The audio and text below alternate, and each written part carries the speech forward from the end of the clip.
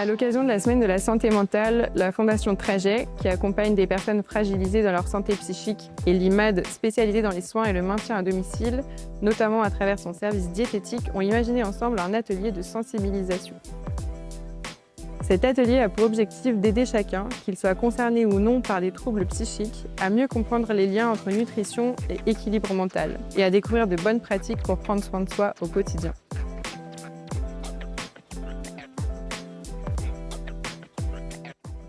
L'alimentation et la santé mentale, c'est vraiment lié dans les deux sens. Tout le monde est concerné, donc mangez équilibré et vous vous sentirez mieux. Alors, je m'appelle Lila Agostini, je suis diététicienne à IMAD. Cette collaboration, elle est venue d'une envie commune de croiser nos compétences afin de mieux accompagner les personnes dans leur quotidien.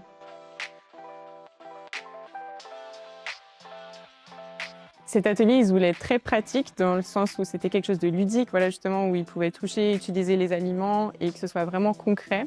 Le thème général, c'était surtout l'équilibre alimentaire parce que c'est important d'avoir déjà cette base avant de rentrer dans d'autres détails. Comment composer un repas équilibré avec un petit budget, utiliser plutôt des protéines végétales qui sont très intéressantes et moins coûteuses que les protéines animales. La consigne commune était de créer une journée équilibrée, donc ils avaient vraiment une bonne représentation et une visibilité sur toute la journée. Et du coup, on est allé dans des petits conseils concrets pour typiquement augmenter sa consommation de fruits et légumes, se diriger vers des légumes surgelés qu'on peut garder dans son congélateur, rajouter des fruits en collation ou en dessert pour arriver à atteindre les portions recommandées par jour.